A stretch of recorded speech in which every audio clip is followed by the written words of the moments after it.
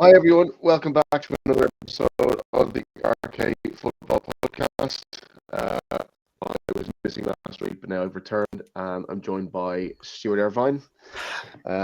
We have no Matt or Kyle this week, unfortunately, but Stuart and I will be going through some of the major European finals that happened over the last 7 days, most notably the Champions League final on Saturday, where PSG played Inter Milan. The first time the two teams have ever met competitively in their histories, apparently. And it ended in a scoreline that I don't think many people at all would have predicted whatsoever, especially for it to be so I one-sided. know. Obviously, the score 5-0 to PSG. A brilliant performance by them. And actually, a question I want to put to you, Stuart, is: do you think this is the greatest performance by a side in a Champions League final? Oh, that's a tough one. Now, I mean, as a complete like full 90 minutes, I would probably sit there and say possibly. I mean, I think Will Fernandes brought it up in the game. I think it was like was it the most dominant performance he's seen since Man United played Barcelona, like 2011, I think it was, where they just absolutely destroyed you guys. So, but this one, Absolutely, yeah. but in that game, you were kind of still in the game, right? You were still roughly like, Yeah, after Rooney's equaliser, it was 1-1. The goal was Ryan Giggs was offside, but it was still 1-1. before VAR. But Barcelona but United, yeah, I know what you mean, but United just couldn't get near them that entire game. And then I think David Villa scored the second goal, Possibly. and then Messi with the third, or maybe I got that the other way around. I can't remember. I remember the Messi goal. No, Messi got the second. Yeah, Messi got the second. That Then great head, David Villa got the with that third. great header, like I remember, wasn't it? Like it's just like That was in 2009. That was right. 2009. 2011 was but anyway, we're going off topic. But yeah, no, certainly in terms of dominance, yeah, that would be certainly up there in terms of performances. But yeah, I mean, Saturday was. I mean, I've never seen a one-sided final like that. Especially in the Champions League final. I mean, obviously, for this Inter Milan side, it's just like what the heroics they did in that semi-final against Barcelona. And then to that kind of it's been a terrible. To be fair, it was a terrible week for them because obviously they lost the scale. Was it as I said, they lost the Scudetto, yeah. And then obviously apparently they've lost the Italian Cup final. They've lost a lot of finals recently. So like it's not been a great couple of weeks for them. The Bloomer. And it just reminded me. I was just reading something earlier on, and the last time they were in the Champions League final, they basically their last two Champions League finals, they've conceded a treble to their opposition. So in 2022, City won the treble against Inter Milan, and obviously now 2025 they give the treble to PSG, who won obviously Ligue 1 and the Coupe de France as well. So it's quite crazy when you not a great performance. And also that's two finals when they've gone against teams that haven't won it before and they've won it. Yeah, two maiden wins. They've given two maiden winners of the Champions League as well. Amazing. But yeah, I agree with you. I think they certainly, with how they performed throughout this Champions League campaign, especially in the semi-final, which was one of the great semi-finals, two-legged semi-finals we've ever seen against Barcelona, wasn't it? Yeah, I was waiting for that one. I was like, listen, when what was the score like? Was it? They were like Barcelona lead like a couple of minutes to go, and I was like, I was waiting for that great final we were going to get. Yeah. PSG Barcelona all out attack, and then the last shot of the half, and then I think so good. I know, honestly, and I mean, I think Inter Milan deserved to put on a better showing and kind of make a better case for themselves, because I mean, 5-0. I mean, even at 3 or 4-0. I think the record before that was 4-0, the highest defeat in a Champions League or a European Cup final. I think it was 4. I think even when it was at 3-0, was it 4? Yeah, and I couldn't even quite remember when that was because I was thinking at the time while watching it that Real Madrid beat Atletico Madrid 4-1, but that went into extra time, so that wouldn't have counted. So I was trying to think any kind of huge goal deficits. Or huge score deficits in the previous finals. I think 3 is the most. I think in like normal time. I think. Yeah, but But yeah, so 3-0, and then 4 and 5-0. You just think, and then obviously it was funny the referee blowing the whistle at full time. I think was it 6 or 7 minutes they had for extra Yeah. time as well, and the referee just went, nah, nah, just end it, just end it. It's like Which I thought was fair enough, put them really. out, put it out of their misery. You know, it was just like, Yeah, exactly. and I think I And was I don't think entirely even had a sniff at goal. I mean, he had one or two chances, but nothing like clear cut. There was just nowhere. nothing clear cut. No, No. like literally, I've never like. I think he was watching the first 10 minutes, and you can blatantly see that basically Inter Milan are just off the pace, and you can kind of see that, Hmm. like with the youthful nature of PSG, they were just like every time they got the ball, you're like, yeah, they're going to score in a minute. Yeah, so dynamic, so exciting to watch. And I mean, obviously, a few notable performances that obviously Desiree Doué getting a brace and an assist, I believe. Yeah, it's like 19 years old. I mean, really a brilliant campaign for him, just in total great season. But obviously, to cap it off with a man of the match winning performance in the Champions League final was brilliant. And Hakimi as well, who's had another. I mean, he's been a great player for them as well. Arguably, could be one of the best right backs in Europe right now. In fact, he likely is. Do you think that, and contractually, I'm not too sure what these player situations are, particularly with Doué. He would have grabbed most of the headlines after this final. If it was a possibility, do you think there'd be many clubs who would be looking to maybe hoover him up in the summer? well, I guess if it was PSG, they wouldn't be if they were going to go after him. Like, if a team was going to Mm, go after him, then it's not going to be like a small fee, isn't it? We're talking. I mean, obviously, it's a lot of mm. like 100 million, 150 million. It's like, and he's only what 19, 20. 19, yeah, I mean, yeah. they're putting that performance in that final, and he's only 19. And then he came off and bought another guy that was 18, and he scored in the fifth goal as well. It's like that team is so Yeah, young, yeah, yeah.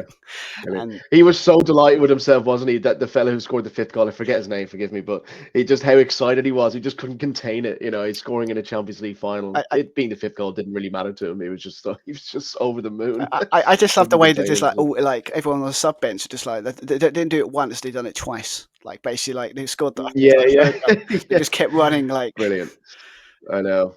And I mean, it's difficult. I don't know who would you have been kind of hoping would who would you have been kind of supporting, I guess, in the lead up to the match. Were you looking for PSG or Inter Milan to kind of to uh, win it? Who would you have I mean been more as a guy that kind of behind? put that I thought they were going to win.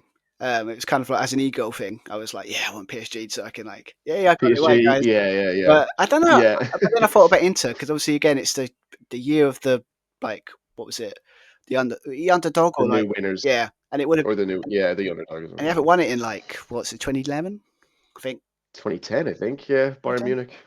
Yeah, so like it's been a while, but obviously, yeah. I Mm. mean, but I have to admit, I was thinking of PSG just because they have been the better team ever since they got past Yeah, City. They've just been, and I mean, as with the Liverpool game, it's like we survived. yeah. We I think they survived that. they definitely deserved it more. Yeah, I think they certainly out of the two probably deserved it more. Just open, attacking, dynamic football as opposed to Inter Milan, a bit just kind of very defensively oriented sort of team. Yeah, I think they certainly deserved it more. And just the fact it's an interesting story, isn't it, with PSG? And I mean, it's obviously been much talk about, but from where when the owner first came in and he adapted this kind of pseudo galactical model, that sort of copying kind of the Real Madrid model, whereby we buy all of the world's superstars and kind of hope that they gel together. And start winning European trophies and all that, and just dominate, European football for however long. It worked for Real Madrid, didn't quite work out for PSG. I mean, obviously they win with how kind of unbalanced the French league is in terms of the distributing of money, and obviously PSG having bottomless wealth with the owners that they have, the Qatari owners. They could buy players like, well, they obviously in the patch you can list them off, Di Maria, Ibra, Messi, Mbappe, all players like these. You just kind of slap them together and hope that, and Neymar, obviously the big one, the 200 million transfer fee. They broke it. So slapping all these players together, yeah, and just hoping that because they're so great that they just happen to play, they just happen to kind of win everything, but it doesn't really always work out that way. Sergio Ramos, another example. And now you have this kind of young PSG team, none of them superstars really in their own right. And they're one of the most exciting teams right now in Europe, and they obviously win the Champions League in very dramatic style on Saturday. against an Inter Milan team who are very difficult to break down. So It's quite very interesting story from PSG's standpoint. it's quite scary when you think about it, because obviously I think I was reading an article, I think, on the Athletic, and it's like this team is like not it probably hasn't hit its stride yet, and they're only they look dangerously like scary. I was thinking like it wouldn't surprise me in the next couple of years if it's going to be between, what was it, Barcelona and PSG, because they've both got very exciting sides, and Young, yeah. so it wouldn't surprise. Quite right. So it wouldn't surprise me if it's like it'd be between those two. I mean, obviously, as a Liverpool fan, I would love us to be in the hunt, and the way things are going, it might be happening. You might still be. You might still be. You never know. Hopefully not, but you might be. You might be. Well, we can. Who can tell the future? You know. Well, I'd like to believe it's a start of something good. But yeah, I mean, hopefully we're in the hunt for Champions League next season. But Absolutely. but yeah, I mean, but you can't say they don't deserve it, as you said. Like there's been it's the first time in a long time that a team that's actually played the best football has actually won the tournament. Good point. Yeah, exactly. Yeah, I agree. I agree with that.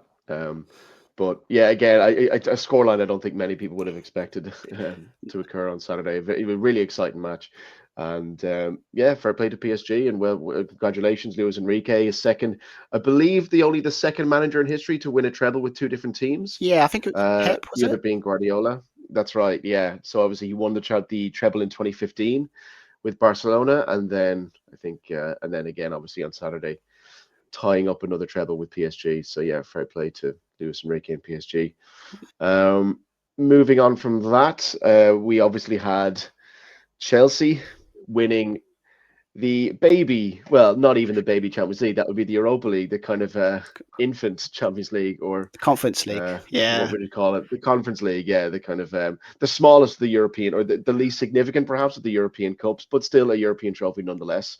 Not to kind of put Chelsea down in any way, but big win for them, and obviously solidifying, or rather capping off, what has been quite a successful season for Chelsea, given how they started the season. You know, given it, even in the summer last season, with Maresca coming in, new manager, bloated squad, not really many guarantees that they would have a positive season, but ending it with Champions League football and a European trophy. Yeah, I mean, it was good. I mean, it was just, I mean, obviously, when it comes to Maresca, like, it's an untested manager as well. Like, he hasn't even been in the Premier League, and he's basically come in, and we were probably expecting Chelsea to win it, because obviously everyone was looking at that them teams. You're like, they should. Yeah, the quality. Yeah, but yeah, I mean, obviously, it's all good. People predicting it. We've seen somebody like last season with Liverpool, they were saying we should win, and we didn't. So it's not this easy thing to do. But yeah, I mean. Yeah, it's because he's obviously expected to be a hard one for them. But weird thing about this, in the final, it's very strange, is in the first half, they weren't that great. Like, they were basically like, I think, Isco? I think it's like from Real Madrid. He was absolutely tearing them apart. Like, he would just, every time he got the ball, he basically, like, they couldn't get it off him. And it's just, I think Real Betis should have been at least 1 or 2 up in the first half. But yeah. One thing that's kind of in when we done our team of the season, you put Cole Palmer in, right? That's right. Yes, I did. This finals kind of justified that pick, I think, because I was very happy. I was very happy with Cole Palmer actually putting in a really good performance in this one, because, kind of justified my selection just a little bit more for my team of the season. But great performance from Cole. Obviously, he just took the game in scruffy neck. To be fair, I mean, obviously it could be. Yeah. I think from what I heard, Real Betis is kind of like a side that said they're not a side that keeps clean sheets, so it was only a matter of time. But yeah, I mean, it's just the idea, just like was the equaliser. I mean, that was just that cross, sublime. Yeah. For that second one, the way he got past his man and crossed it in, it was just. I mean, it's just. To be fair, all the goals in that game were really top quality Pretty goals. Good quality.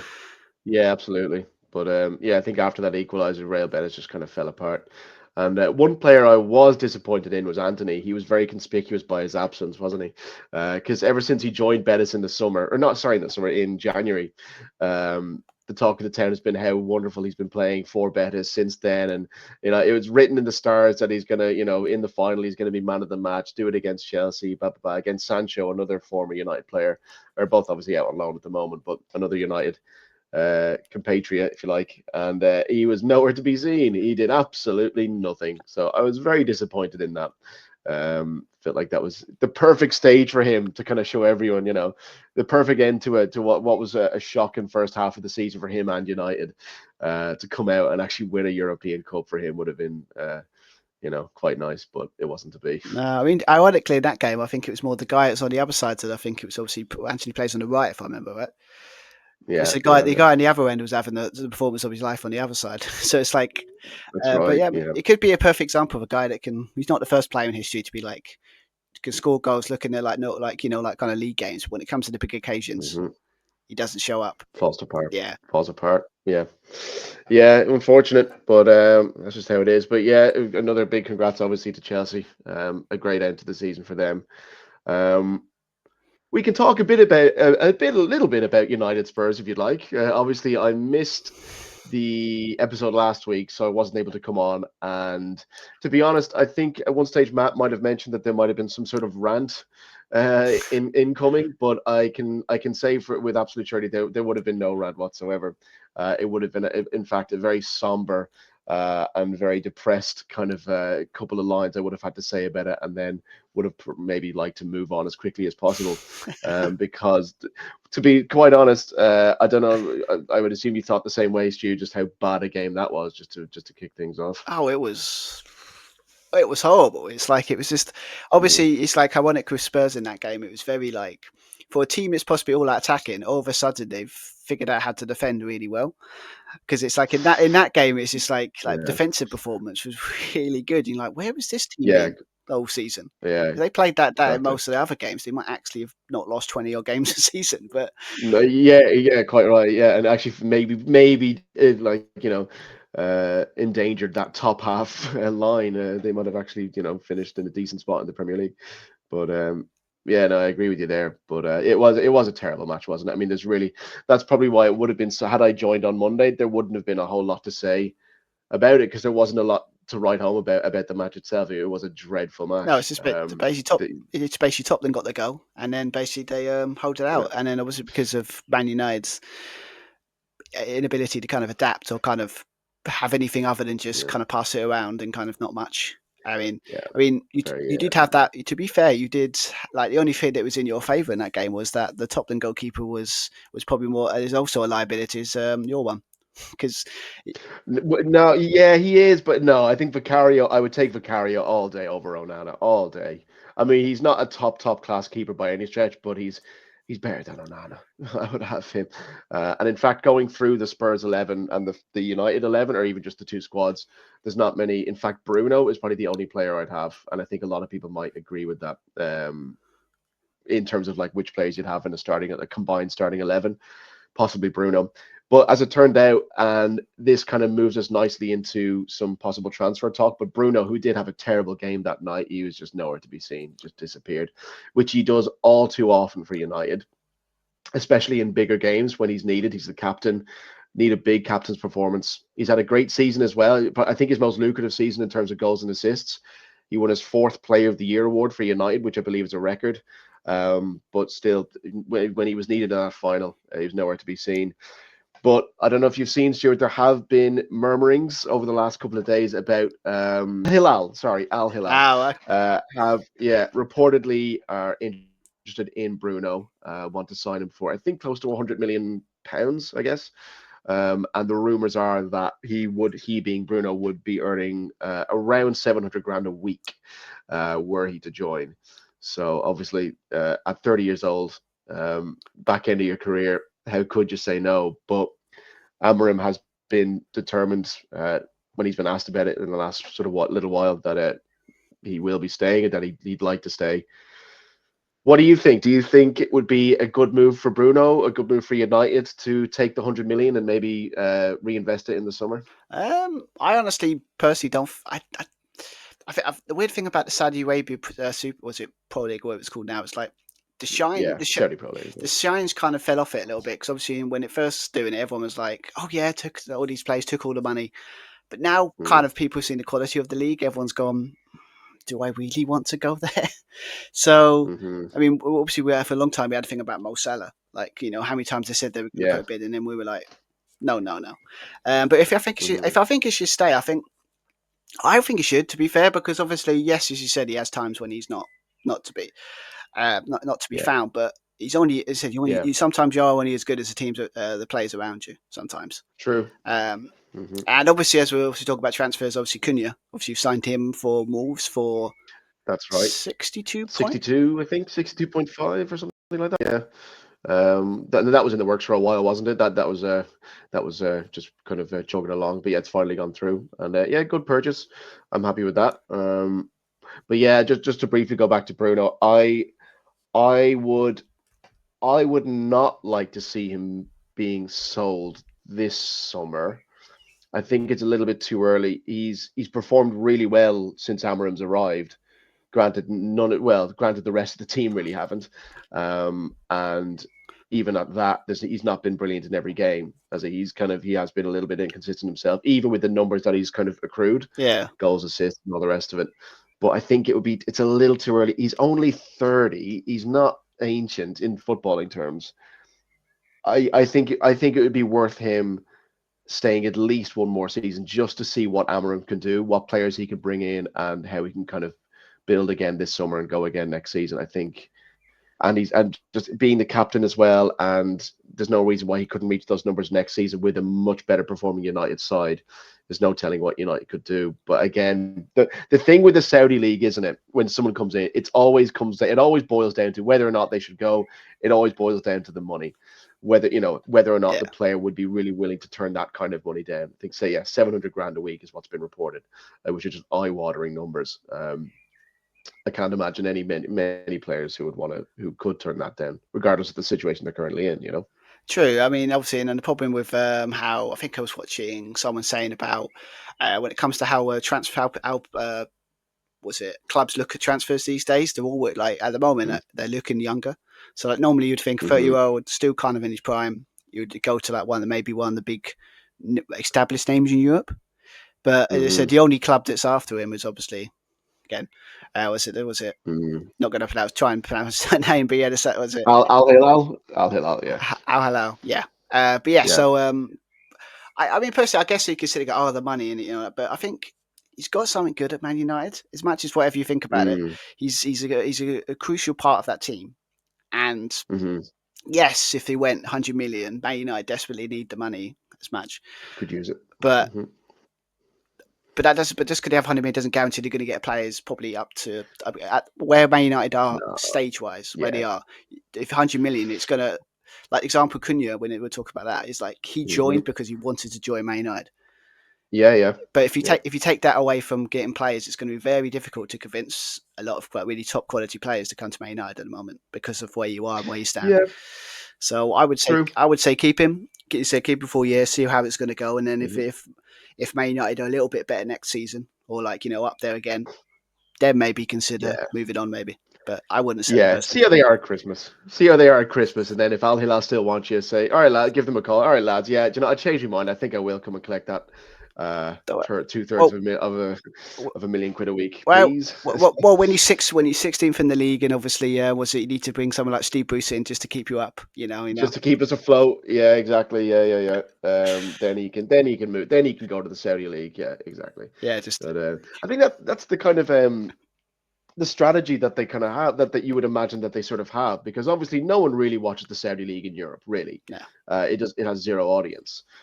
So obviously they would think to themselves, right, well, that obviously means we need to get better, not just better quality of players, but more recognizable players who were in their prime, and not just what China did years ago, which is when they just kind of bought players who were, with the Oscar being the one notable exception, but players who were just kind of in the tail end of their careers, kind of Yeah. mid, or maybe mid to late 30s, Costa players like that.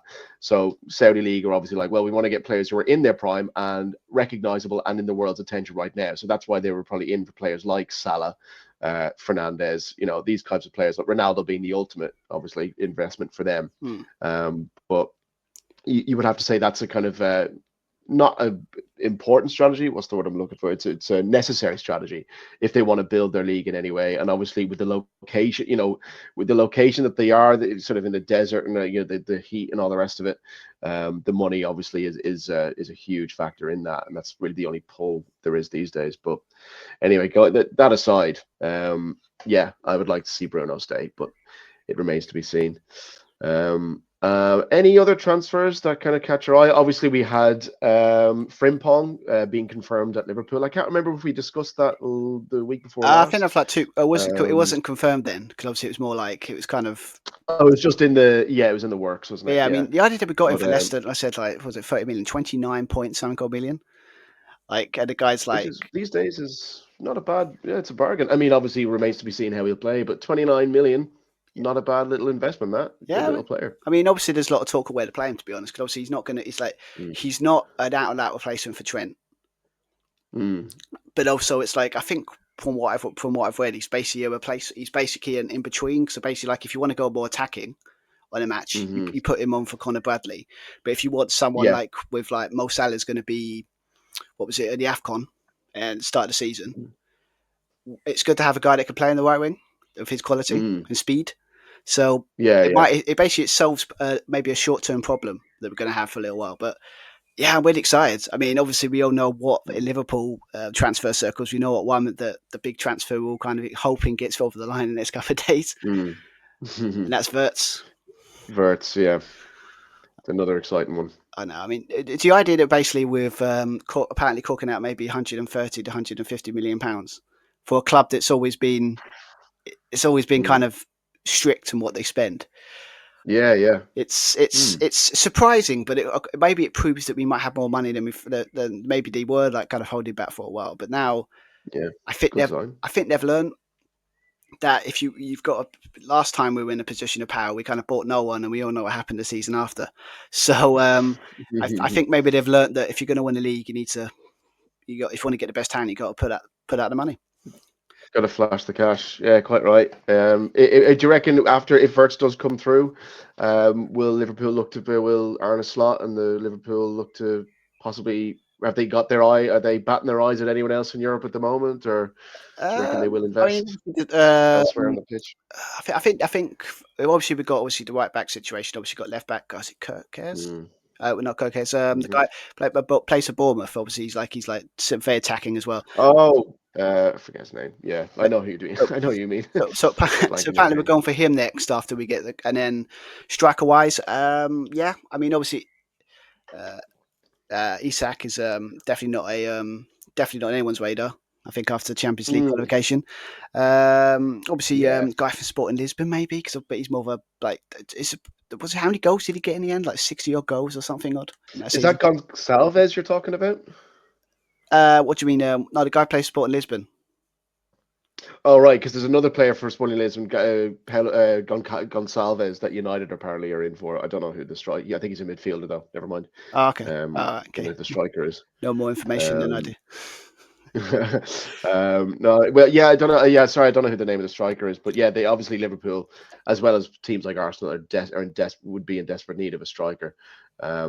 Again, it's always funny to say that after you win the league, but I mean, it's clear for everyone to see, In fact, Liverpool probably more so than Arsenal could use a striker, because I mean, they do have Kai Havertz, who is not the most consistent of strikers. But I'd have him over Darren Núñez any day of the week. Well, I don't know about you. I don't know. I mean, obviously, yes, but then something about Núñez is like, yes, he's like, there's a better chance if he's one-on-one the keeper would probably blast it over or hit the post than he would actually score. But I can't hate the guy too much when he scored. He's I think the problem is with him, it's the price tag. If he was bought for 20-25 billion and he was doing what he's doing, everyone would be like, oh, he's a good, little player, put him on when we need someone else. Good for that money. Yeah. Everyone expects him to become like Hazard. Like, was it not Hazard? Haaland, right? Just like score but then because obviously like they got Haaland, we got Núñez, and it was possibly this thing, and then, so I think the reputation didn't help him. But yeah, I mean, he has to. I think he has to leave because obviously we do need to we can't rely on Mo Salah's goals, and we need to start doing what we used to do and distribute the goals around properly. So, Absolutely. but yeah, I mean, I got to be honest. First transfer in a very long time. Now I'm very excited. Like, Good. it's been Yeah. a while.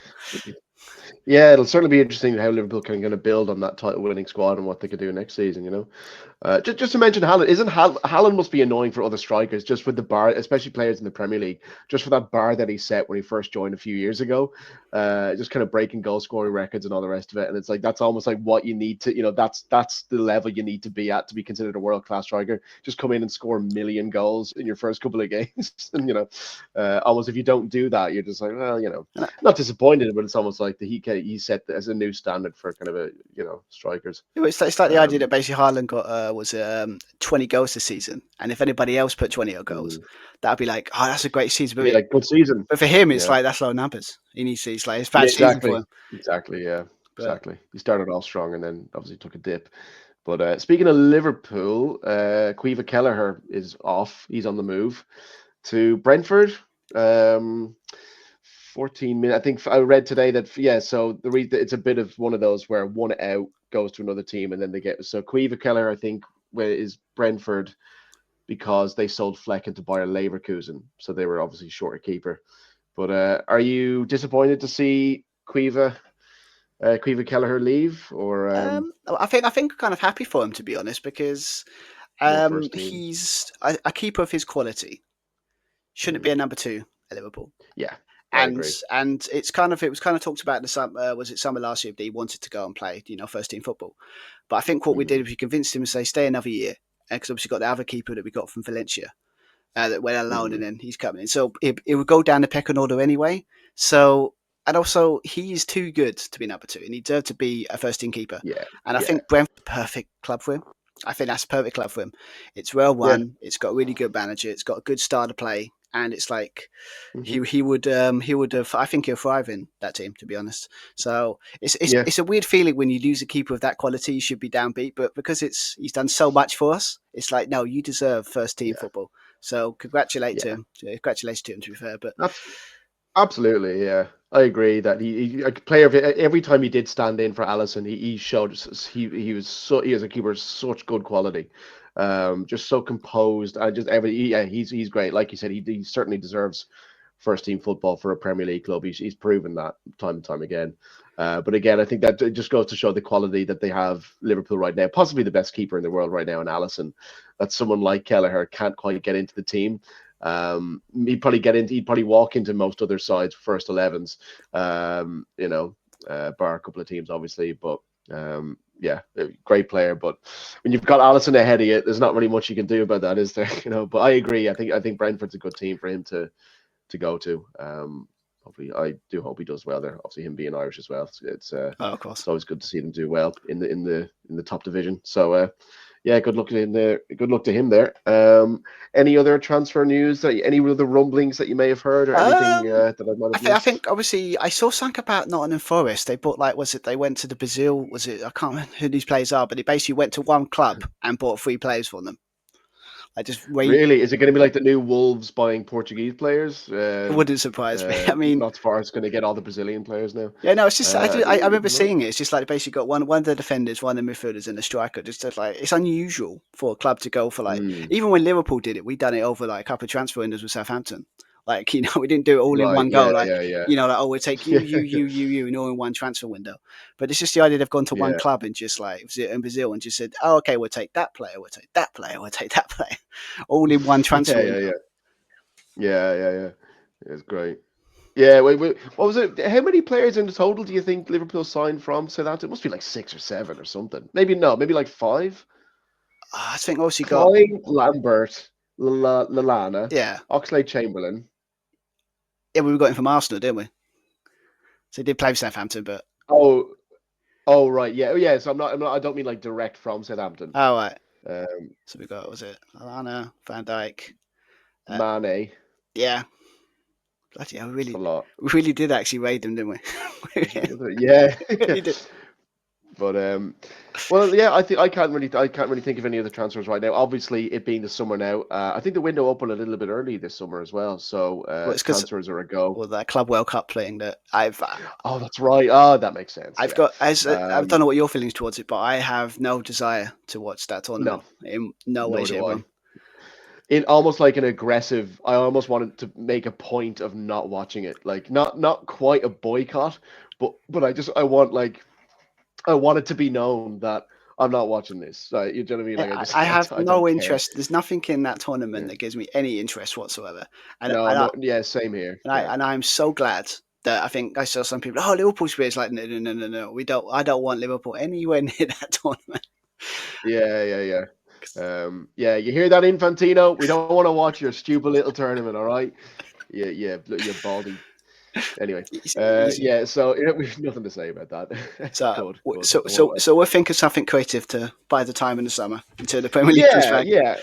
I think most weeks, obviously, transfer news will be the main thing we can discuss. Mm. I will definitely. I know I keep saying it, but we're numbers wise, we're never really sure who's going to be available and who's not. But I would like to get another quiz together at some stage. So yeah, we'll definitely have plenty of stuff to talk about over the next couple of months for sure. But just to kind of end things off, Stuart, I just want to ask you a quick question. Okay. Give me your highlight of the season and your low light of the season. Now, highlight, you can't include Liverpool winning the Premier League. So I will give you that small little caveat. So highlight and low light of the season. Highlight. Yeah. Does that? No, it doesn't have to be to do with Liverpool. No, it can just be anything. A game. I gotta be honest. I think Whatever. maybe because it's just recent, but I think honestly, I think it's Palace. Palace winning the FA Cup was a highlight because it's like. I mean, obviously, I could be really mean and say Tottenham beating Man United, but that'd just be cruel. So I won't say that. That would be cruel. You're quite right. Yeah. So yeah, So, you're wise not to choose that. so yeah, so definitely the FA Cup. Oh, it's just the way that's like went into that final. It's just like we can't let City win it. They don't like the season they've had. They can't be winning trophies, and then Palace just basically like won it, and it's just shows how much it meant to them. And I kind of the team was it the manager was it he was like on the verge of getting sacked halfway through the season. Then they kept him, and then they won the league, won the FA Cup. Probably say that. Probably to be fair. I would agree. And the low. Oh. Can I posit? Can I suggest or can I volunteer when Liverpool got knocked out by who knocked them out of the League Cup again? Oh, you're talking about the FA Cup. You're talking about the FA Cup. Oh, yeah, the FA Cup. We don't. FA Cup, yeah, sorry. Although, yeah, you losing in the final of the League Cup obviously can't have been particularly nice either. Well, but no, it wasn't. But again, if all the teams in all the world to lose it to, I'm not exactly devastated. It was Newcastle because. Yeah, fair enough. I mean, because I think a lot of people felt the same way. I mean, they played. They just again, it's not like we were like, oh, it was so close. It's like, yeah, they played better than us. They just wanted more, and they deserved to win it. So, I mean, I would say that. I mean, you could sit there and say when we lost we'll be probably it could be League Cup, but probably the Champions League get knocked out the way we did. Maybe probably a low for me. Maybe. Oh yeah. Do you know for a team that you for as positive a season as you have had, there's been a lot of not so great moments throughout the season. I mean, look, you won the league at the end of the day. Who cares? But yeah, there's been a couple of kind of bumps along the way. Yeah, well, it's just more so than you kind of. Yeah, I mean, you forget kind of like, oh yeah, I remember that. Yeah, well, it's said because everyone expects it's good City because for City's coming the last couple of years and basically you've got to just basically challenge for everything and win everything. But people forget that back in the day you used to just basically like I mean, how many times did Man United win the leagues? They were like normally it was just a league, wasn't it? Like maybe get an FA Cup here and there, maybe get the famous treble, but it wasn't happening every season. So it's like true. But I mean, I have to admit that Plymouth defeat. Ironically, they got relegated, so it makes it even worse. So yeah, I was Plymouth. Yeah, that's who I'm thinking. Yeah, Plymouth. Oh yeah, that was a bad one. But yeah, like you said, I mean, you got the league at the end of the year, at the end of the day, and that's all we wanted. That's all we wanted. Exactly. Yeah. I mean, in terms of myself, I was kind of Crystal Palace FA Cup win. I'd probably go with that as a highlight. But you know what I'm going to say? Low light of the season was the entire season. The highlight of the season is this season fucking ending. That's my low light, my highlight. right? So I'll leave it at that. Oh, So I mean, look. it's been. Anyway, I think I've said enough. Sorry, go on. I get it. It's been. I think I was saying like even when the dark times with Liverpool, like we weren't the lowest we finished. I think was 8th, and that was Yeah, 2 years in a row. And it's just like it really is. 15th, man. Yeah, I know. Seriously. Brilliant. And then, I mean, look, I was gonna, and then so season ends, win against Villa at the last game of the season. Who cares, right? Who cares? And then we fly 2 or 3 days Oh later. no. Seems it's such a congested team. Must be knackering being in the United team. Like, because 2 days, 3 days later, they fly off to Southeast Asia to do their like sort of promotional 2 game friendly, things. So they lose to, I forget the name of the team, 1-0. They get booed off. Apparently, some people were chanting horrible things about Ahmad's family. He starts giving fans the finger. Garnacho is acting very childish and very awfully towards fans as well. So that doesn't look good. And then we fly to Hong Kong. Presumably they call it Hong Kong FC. I don't know. And then we lose to them as well, 1-0. Well, like, talk about. I mean, does this ever end? Like, for Christ's sake, we're not even in What's season, and it's still going on. Like, what is good this God. post-season rubbish as well? Like this post-season tournaments and stuff. Like what? I don't know. I felt for the players there, to be honest, because I mean, like, there's no relaxing, is there? There's no switching off. Was Like, And there's no reason to win, and honestly, there's no like, motivation to go and like really want to, no, because obviously it's like no, typical no. one of those like season, was it preseason and postseason like tournament stuff where basically you win a trophy that doesn't matter, but you need to have something at the end of some sort of game or something. Yeah, And it's like that. I yeah. was like, Malay, was it something Malaysia 11 or something like that? It's just like they won 1-0, and it's just like you even lost a trophy apparently, and Yeah. It's like, but it's like, who cares? Like, honest to God, it'd be one of those things, right? If you're playing against Aston Villa at Old Trafford in the last game, you'd almost want to just like fling yourself into the advertising board to just break your knee or something, just so you don't have to fly over. It's like, sorry lads, yeah, enjoy. I have to stay put. she just But like, yeah, it just doesn't end. And then it reported that our best player of the season might get sold to the bloody Saudi league. So it just rolls on and on, just rolls on and well, on. But think positive. Maybe Amwin is the yes. solution. Maybe if he gets to plays him. Maybe he'll be the new Ferguson. Yeah, exactly. Yeah, quite. Yeah, well, not maybe not that positively, but hey, look. So look, we'll leave it there anyway. We will be back next week, hopefully with Matt rejoining us as well. Yeah, again, it'll likely be transfers and stuff, but we might even try and get a quiz stuck in there at some point as well, if anything. And yeah, even if something exciting happens at the Club World Cup, we'll just ignore it and just pretend it never happened. Yeah, we're just waiting to Unless it's something nuts. we'll just wait until the final, But find out who wins, and then say we'll mention it once, and then that's yeah, it. congrats, and then move on. Yeah, exactly. Cool. Well, yeah, that'll be that's it. That's it anyway from myself and Stuart, and we will see you guys next week. All the best. See you later.